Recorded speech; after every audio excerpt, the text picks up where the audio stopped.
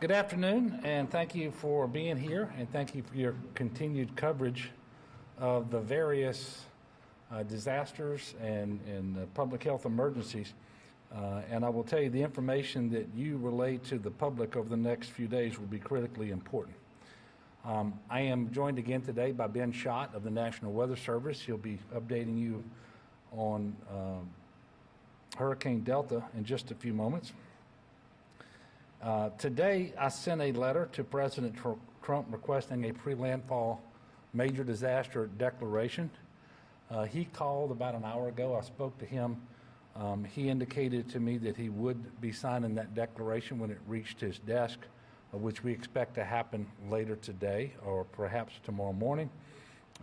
And I want to thank him for that.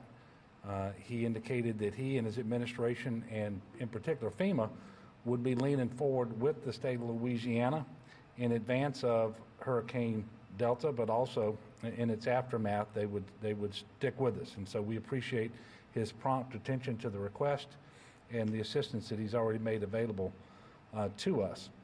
And I'm expecting that pretty soon we're going to have official notification that that declaration has been signed.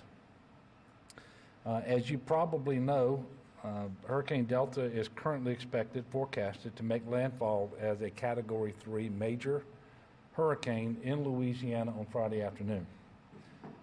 That means that by Friday morning, conditions will be deteriorating rapidly. And so what I'm trying to impart to the people of Louisiana is that by the end of the day Thursday, you need to be where you intend to be as you ride out the storm. And you need to be postured however you need to be postured. So do all the work that you need to do to fortify your position to get ready. Make sure you have your supplies on hand. And if you have any question about what that should look like, go to getagameplan.org. And it will help you. And again, we are in a COVID environment, and so that list of things that you need and some of the things that you need to do will be different this year than it's been in the past. While the track has shifted a little bit west, it is still true that the overwhelming majority of the coast of Louisiana remains in the cone. So please don't get too fixated on the center line of the track. And in fact, a third of storms actually make landfall outside of the cone. So nobody should get too fixated on any of this, but we should all be aware that the storm is coming, that it's going to be a very serious storm. Delta is forecasted to be a hurricane in as far north as central Louisiana too. We saw this with Hurricane Laura. And so we're not just speaking to Louisiana residents in the coastal area of our state. We're speaking to everybody in the state of Louisiana today. And in fact, we don't expect the hurricane to become a tropical storm until just about the time it exits northeast Louisiana. So everyone should be ready. At this time, a hurricane watch has been issued for just about the entire Louisiana coast. No one should let their guard down. And with a lot more specific and detailed information, I'm going to ask Ben to come up and give you a briefing. Now, none of you called him back up for any questions yesterday, so I'm going to ask you, if you've got questions, go ahead and do it when he finishes speaking, because I want to make sure that the information that he and the National Weather Service has is very clearly articulated to the people of Louisiana. So if you've got a question of Ben at the conclusion of his remarks, please ask him those questions. I'll come back to the podium on the back side of his presentation.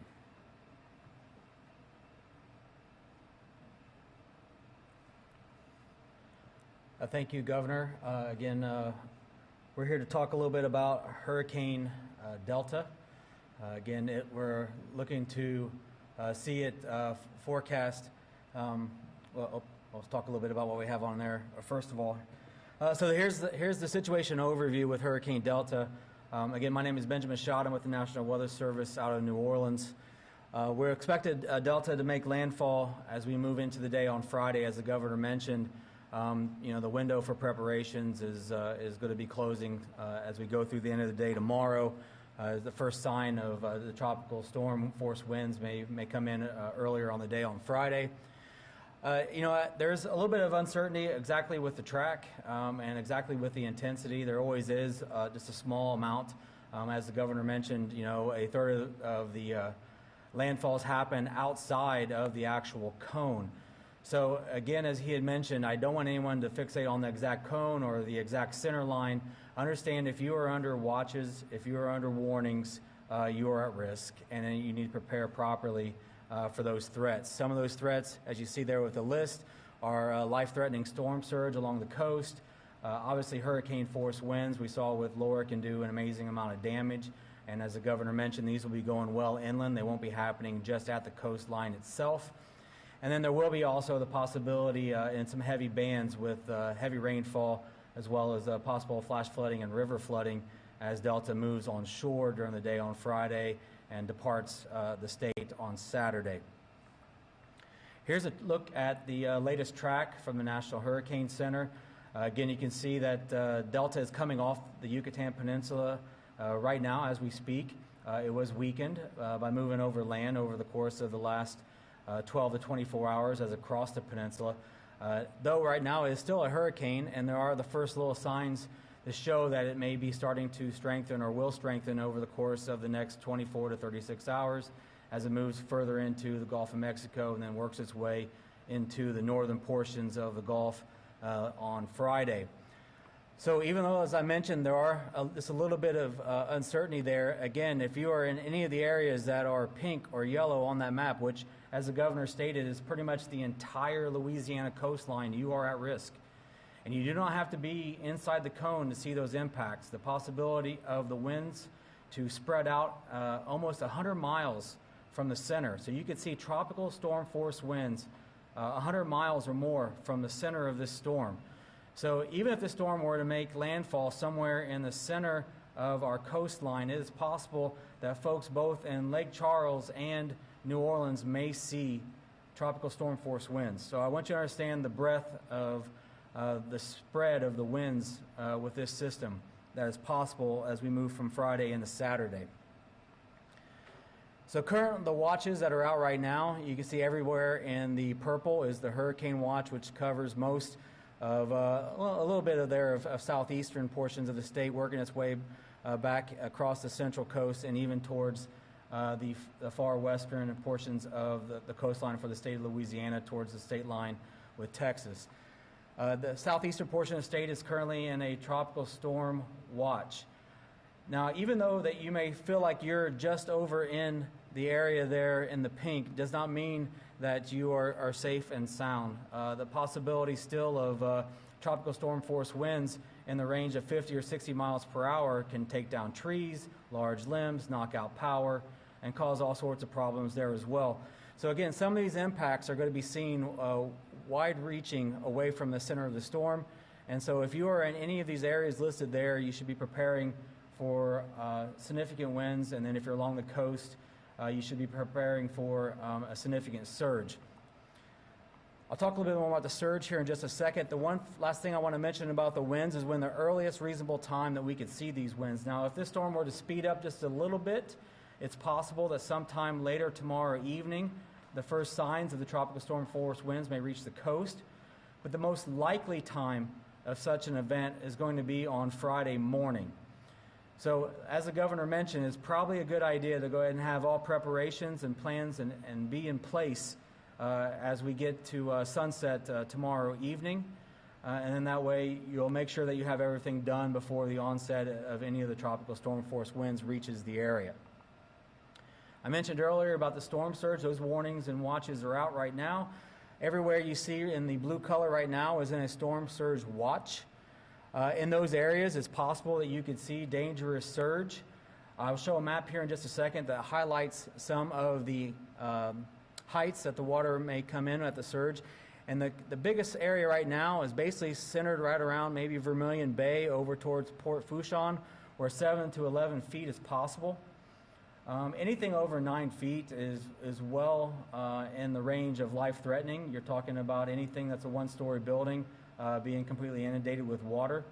Understand this also does not take into account any wave action. So if you do have interest on the coast and you have something elevated at 10 or 11 feet, understand that the wave action could be a couple of feet higher above that and still cause even more damage at a level higher. So this is something that may change a little bit depending on the intensity of delta as it comes on shore. It may also change as with respect to how broad that wind field gets that I mentioned earlier. The broader the wind field, the farther reaching impacts of surge will be seen. And you can see there's even surge working its way east of the Mississippi, Lake Borgne, 4 to 6 feet, into the tidal lakes, Lake Pontchartrain, Maurepas, 3 to 5. So there's definitely going to be coastal flooding even well away from the center, which again, I try to highlight the same statement here again. You do not have to be in that cone or along that center line to see significant impacts from Hurricane Delta. The timing of this surge will start coming in tomorrow night with a peak sometime on Friday. And then understand during that time frame, as you get through high tide, it may be just a little bit higher than that with that extra little tidal influence. Rainfall is not the biggest threat with this system because it is moving fairly quickly. When it comes on shore, it may be moving anywhere from 15 or greater miles per hour across the state. With that, rainfall amounts may be a little bit limited, but still we could see on aerial average in the heaviest bands 4 to 6, maybe 6 to 8 inches of rainfall, locally higher amounts. That's more than enough rain if it happens in a very short time to create flash flooding, river flooding, and become a significant issue if anyone would dare try to travel in such conditions, which again, I say this almost every time that we've been doing these over the last few weeks. It's probably one of the most dangerous things you can do if you're getting heavy rain and flooding, if you think that you're going to get out in a vehicle and try to move around, especially at night. You have no idea how deep that water is, how fast that water is moving, and if you're trying to drive over a bridge, a culvert, or anything like that, it's possible that bridge or culvert that you're looking for may not even be there depending on the force of the water. Everybody needs to make sure that they respect the power of water, and we have a phrase at the Weather Service that I'll use right now, the turn around, don't drown. If you see water ponding from this event, just do not drive into it. Turn around, find a different way. Make sure that you're putting yourself and your family, whoever may be in the vehicle, in the best possible position to get where you want to go and avoid driving through that high water. So some key takeaways as we finish up our discussion here about Hurricane Delta. It's definitely going to bring impacts to the state of Louisiana. I don't believe that there's any uncertainty about that. All the models show it making landfall somewhere along our coastlines. So again, if you are in one of the watch areas right now, understand that you are at risk. You need to make preparations, and your window for that will close sometime during the evening tomorrow, so that you can get that all done within a safe time frame. The key things that we'll be watching for when it comes with the actual forecast is 2 things at this point.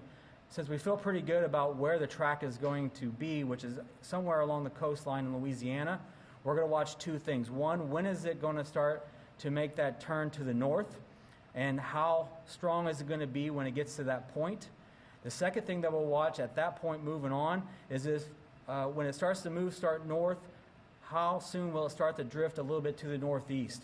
So this is why we tell everybody, again, like we started off with and what the governor mentioned as well, is don't get completely fixated on the cone.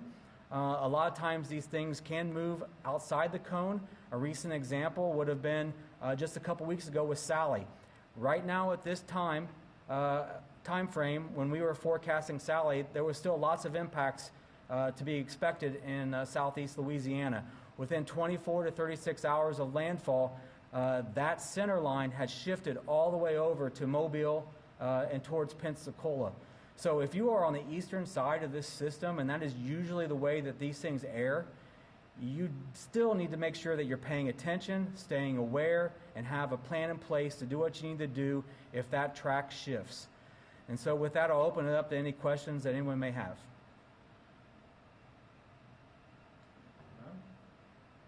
Yes. I just want to make sure I'm clear. You said that usually if they're going to shift outside of the zone, they usually go to the east side. Yes. Yeah, an eastern shift is the more usual one, especially in this setup, because it's already wanting to start the trend to the northeast as it works its way into and through the state. Okay, is there a time frame where it's sort of at that point is usually locked in what the path is, and how many hours in advance do you feel extremely confident that the path is locked in? Well, the unfortunate reality is meteorology is an imperfect science. So I can't tell you exactly when that point is going to be where it's going to make the turn to the northeast, which is why I say that if you are currently right now on the eastern side of that cone or on the edge of that cone or even just outside of it, you probably should go ahead and still pay very close attention of what's going on here. There is no certainty that it will not do that. And if for anyone who wants to get so locked into what's happening right at the center point of the forecast and not realize that there is the possibility that it could err to the east, you're putting yourself possibly at risk because, again, this is something that we see over and over again with a lot of storms, especially this time of year, that once they start to turn to the northeast, they may drag a little bit more that direction than they normally would. Wes Smaller with the Louisiana Illuminator. Can you tell how long is it expected to linger after first landfall? So one of the saving graces with Delta is that it's going to be a fast-moving storm. So with its speed right now, as it makes landfall and moves through the state, somewhere maybe even greater than 15 miles per hour, we may only see impacts for a window of about 12 to maybe 15 hours before it works its way through. So if you are in the worst part of this system, understand there's going to be that 6 to 12 hour period where it could be very, very bad. And the actual impacts themselves will last, again, like I mentioned, probably for about 12 to 15, maybe 18-hour period at most before it works its way out of the state and into either Mississippi or towards the Tennessee Valley. During Laura, even a day ahead, you said there was virtually no, it had no breaks. There was virtually no chance that it would weaken. Is there anything that can dissipate this? I mean, what are the chances that anything could happen to slow this from weakening? So there is the possibility that as Delta works its way towards the coast, it could be impacted by a little bit of wind shear. That wind shear will probably be the number one thing that may help weaken it as it approaches the coast. So it's possible that it could end up being a Cat 2 at landfall. But we tell everybody for every single storm, because there is an air of about 10 to 15 miles per hour for every storm, that you need to go ahead and prepare that it's going to be one category higher. So even if it were to weaken to that point, the wind damage still would be extensive. The surge would still be at the same levels. The rainfall would be at the same levels. All the threats would still be there.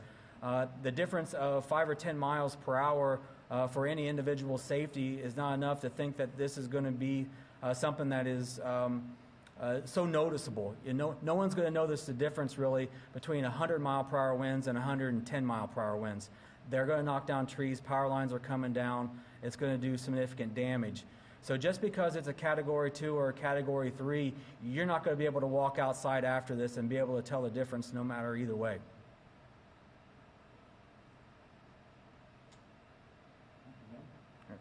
Thank you.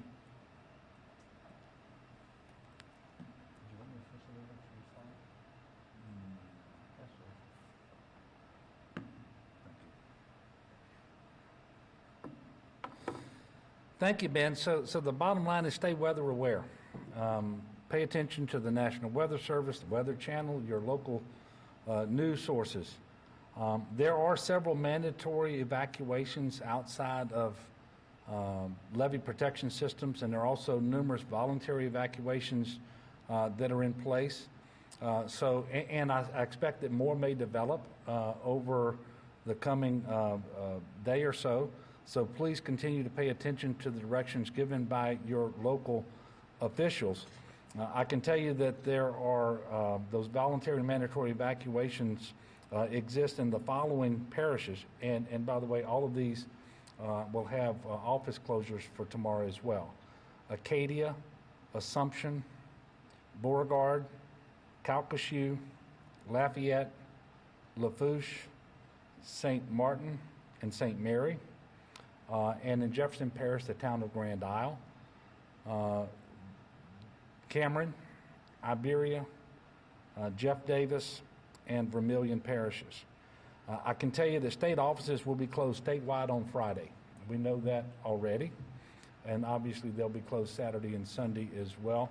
We will reassess on Sunday afternoon about whether there's a need to continue office closures on Monday. The Department of Corrections is assisting and helping to coordinate the evacuation of a number of parish prisons located in coastal Louisiana and had not returned all of the inmates that had been evacuated for Laura. But at the end of the day, there will be several thousand inmates who will be evacuated out of coastal Louisiana and to prisons further to the north.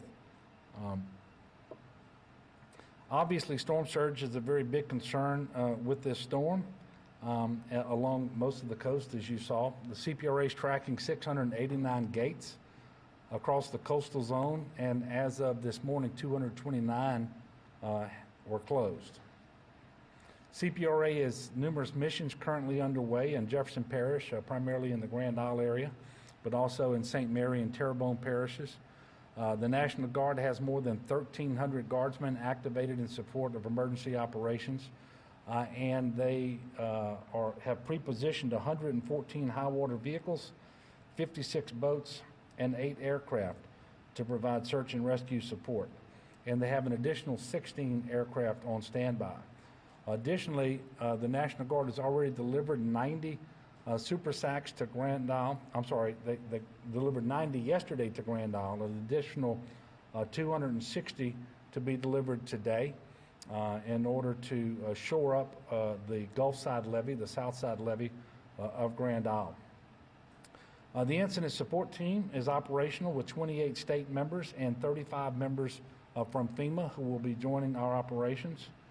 The State Fire Marshal urban search and rescue equipment is prepared and staged, and this is a multifaceted approach. The primary state assets and personnel come from the Fire Marshal's Office and Wildlife and Fisheries.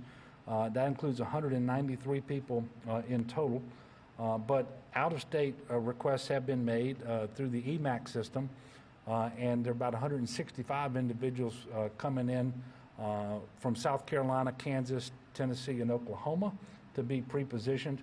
And then there are another 140 or so federal personnel for search and rescue that we're working through FEMA.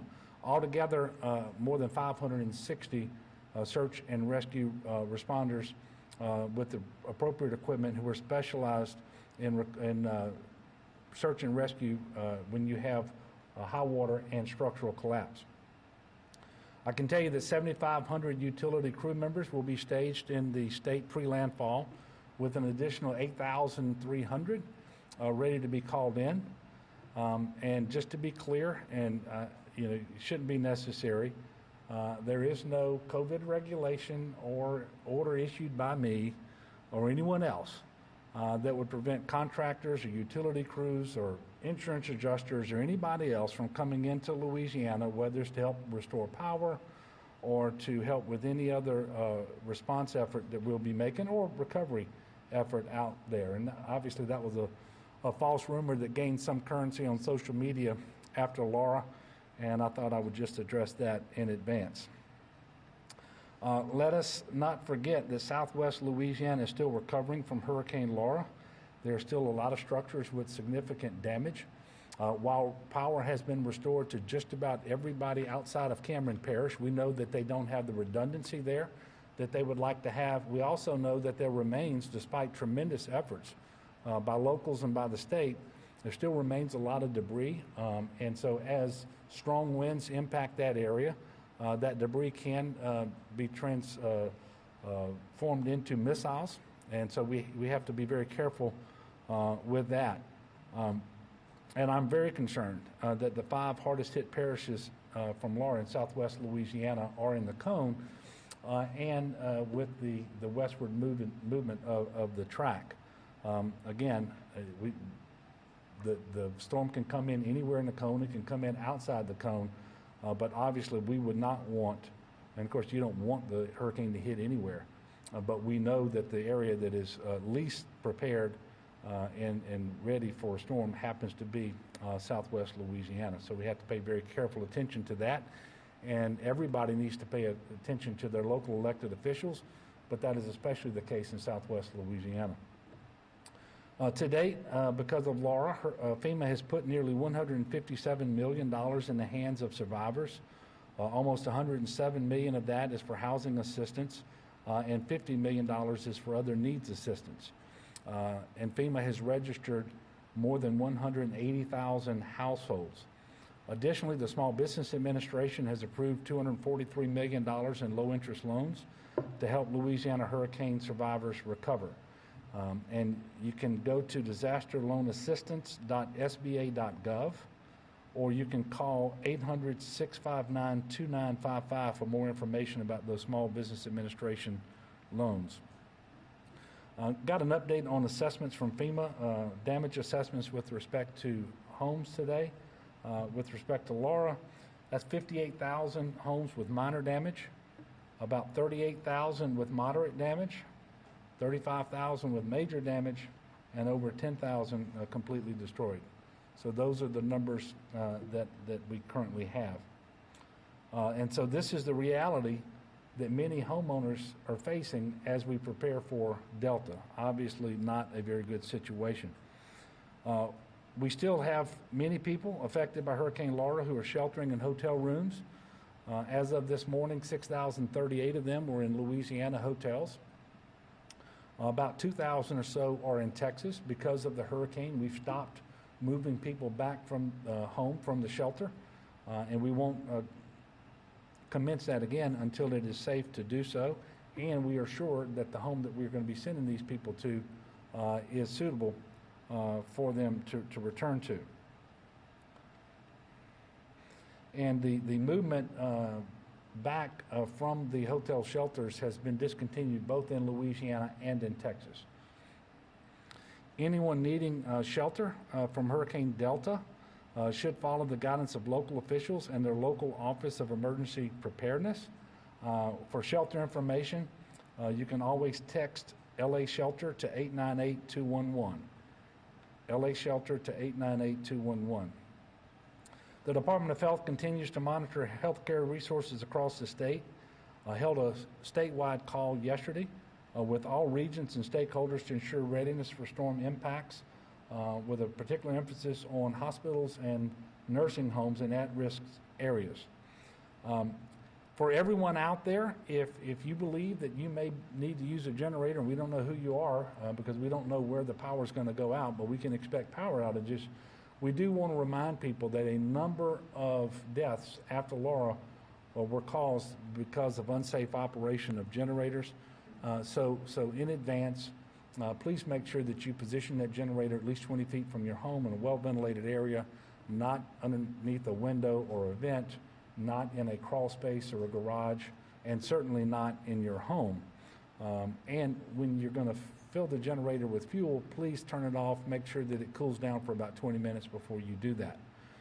Please have a carbon monoxide detector with fresh batteries as well, because we had at least 9 individuals who died of carbon monoxide poisoning. The Calcasieu Parish Health Unit will be suspending some operations, including COVID testing, tomorrow.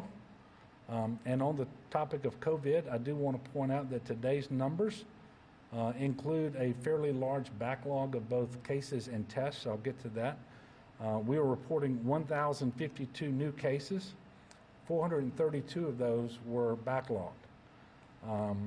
And we are also reporting 23,032 new tests. 7,838 of those were backlogged. So if you wanted a report today that really looks at what's been happening here very recently, we would have reported 620 cases on 15,644 tests. Sadly, again today, we were reporting new deaths, this time 9 new deaths.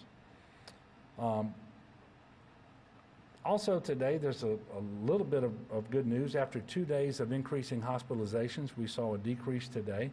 So there are 552 Statewide COVID-19 hospitalizations that we're reporting, which is down from 567. So that's down 15. Unfortunately, we have 7 additional patients on ventilators today than yesterday. There are 78 on ventilators today in our report, and 71 is what we reported yesterday. Now, I know that what we just went through is a lot of information, and it relates to Delta, it relates to Laura, it relates to COVID, and that's a good segue into the fact that as we continue to prepare for and anticipate responding to Hurricane Delta, we're doing it in a public health emergency. Quite frankly, the fact that we have not seen a surge in Louisiana, when you look at what happened around Labor Day, with the resumption of K through 12 schools, higher education campuses reopening, Labor Day weekend itself, and Hurricane Laura, that only happened, and I should say the surge didn't happen because of the degree to which people are following the mitigation measures and restrictions that are in place. They remain critically important because one thing we know about Hurricane Delta, there's going to be some period of time where we're not going to be testing as robustly as we would want to. And we always hate when that happens because you lose visibility into what the virus is doing for some period of time. And so we are asking everyone to make sure that you wear your mask when you're not with people of the immediate household. Physically distance at least 6 feet from those individuals. Make sure that you wash your hands frequently, stay home when you're sick, and let's really make sure that we're protecting the vulnerable. Those 65 and older or have those pre-existing comorbid health conditions that we've been talking about for so long. I would encourage everyone when they wake up tomorrow to pretty quickly become weather aware, because one of the key things that we have to figure out is what is Hurricane Delta going to do as it enters the Gulf and comes off the land of the Yucatan Peninsula. Does that wind field get larger? How quickly does it strengthen? What adjustments do they make to the track? And so all of those things will be figured out by the National Weather Service and Hurricane Center tonight. Much of that information should be available to us early tomorrow, but all day tomorrow we have to continue to track the storm. And so I'll let people decide whether tomorrow morning they say a prayer before they check the weather or they check the weather before they say the prayer, but we all need to do both of those. So as we continue to prepare for the worst and pray for the best. With that, I'm going to take your questions for just a moment. Greg, how did I know you would be first? Governor, was a Category 3 forecast, that doesn't trigger any mandatory evacuation? No. Where we have evacuations like that, it's typically in southeast Louisiana in the New Orleans metro area. So we don't have any state-imposed mandatory evacuations contemplated for this storm because of where the strike is going to come, but also because of the forward speed of the storm and the fact that we don't expect it to generate as much rain. For example, I can tell you, had Sally settled over the New Orleans area and dropped the rain there that it dropped between Mobile and the Florida Panhandle, that would have been a different kind of storm. But because of the way, the particular characteristics of this storm, we do not anticipate any state-ordered, in fact, I can just tell you there won't be any state-ordered mandatory evacuations. There will be evacuation orders, mandatory and voluntary, outside protected areas, and people need to be heeding the advice of local officials on that, and we know a number of them are in place. I gave you the list a while ago, but there may be some more that develop over the next number of hours as well. Yes, ma'am.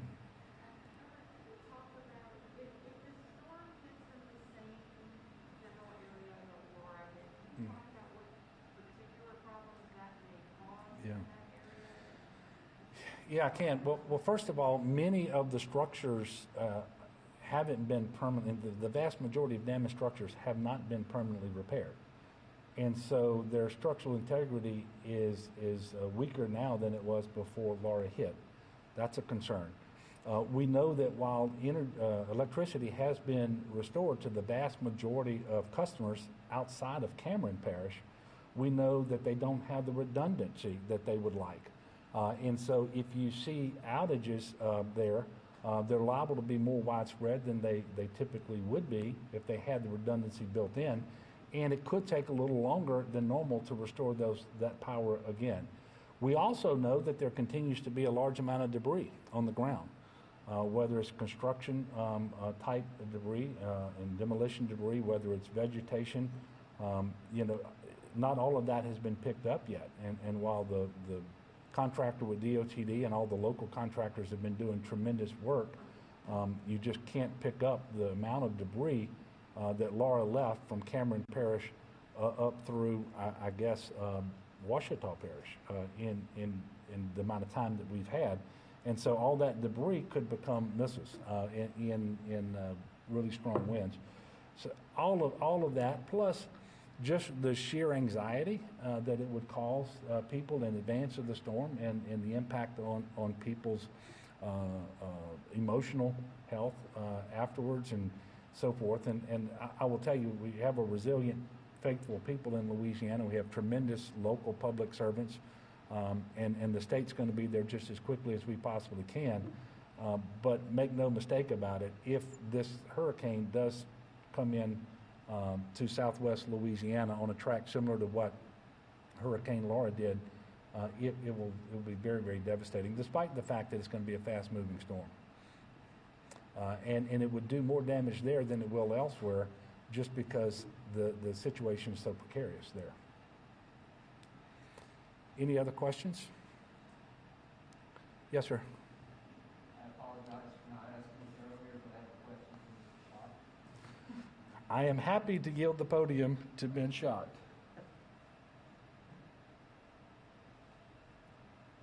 I understand that the critical radar antenna in Lake Charles is offline and the hurricane water. Has that affected the accuracy of current forecast, and will it affect any future forecast for hurricanes? No, it is true that the radar at Lake Charles is down, and it will be down for a significant amount of time as we're getting parts and make the repairs that need to be made to get it back up and online. We have duplicate radar coverage across the state, so there's ways to still be able to track this using the radar that's in Slidell. We have the one in Fort Polk, and so we have other radars across the area that are still be able to see this. The one thing that it will be true is that we may not be able to see at the lowest levels of the storm or what's happening as it's coming on shore, if it does come on shore there in southwest Louisiana. So that part will be true, but it will have nothing to do with either the accuracy of the forecast or the accuracy of any forecast moving ahead. What it will do is make us rely on other sensors, whether it be the radars that are surrounding, that add that coverage over the top of each other. So if you are wanting to watch what's happening in southwest Louisiana right now, that still is possible. You just won't be able to get as the lowest coverage that we would normally see. What I mean by lowest coverage is maybe the bottom 2,000 or 3,000 feet of the atmosphere. We'll be able to see everything above that using all the surrounding radars that the Weather Service has right now in place across the state. We talked about the possibility that this thing could shift further east than y'all think right now. Should people in New Orleans and Baton Rouge be more or less preparing for a hurricane right now? Will we not go that far from what we're experiencing? Well, those areas are under a tropical storm watch right now. So they need to prepare for everything that would be involved with the tropical storm hitting the area that they reside in. As it comes to whether they will see hurricane conditions, that is still up in the air. And that is the reason why, like I mentioned earlier, is that everyone needs to prepare for a storm to hit them. If you're under a watch, any type of watch, whether it be the hurricane watch or a tropical storm, you need to have that plan in place of what you would do in the situation if you see those worsening conditions are going to hit your area. As for the exact forecast, right now, unfortunately, I can't tell you. No one can tell you. But what I can give you is what the National Hurricane Center has put out. I can say that these are the areas of the greatest concern.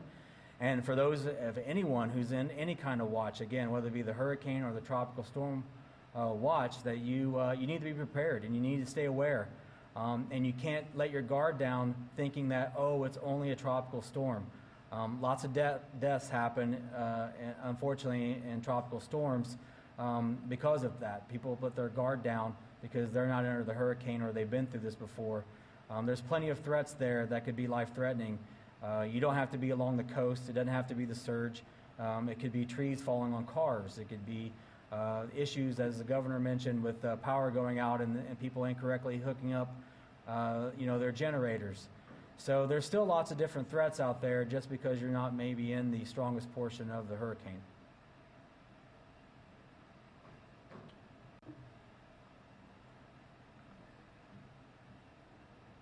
Thanks, Ben. And I would illustrate what Ben just said with an example from as recently as a couple of weeks ago.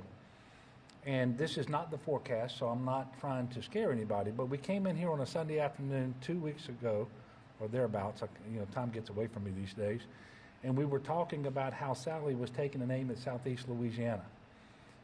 48 hours later, it made a direct impact over east of Mobile in the Gulf Shores and Florida Panhandle. If that same type of movement happens over the next 48 hours and that storm moves to the east, then you're talking about southeast Louisiana again, right?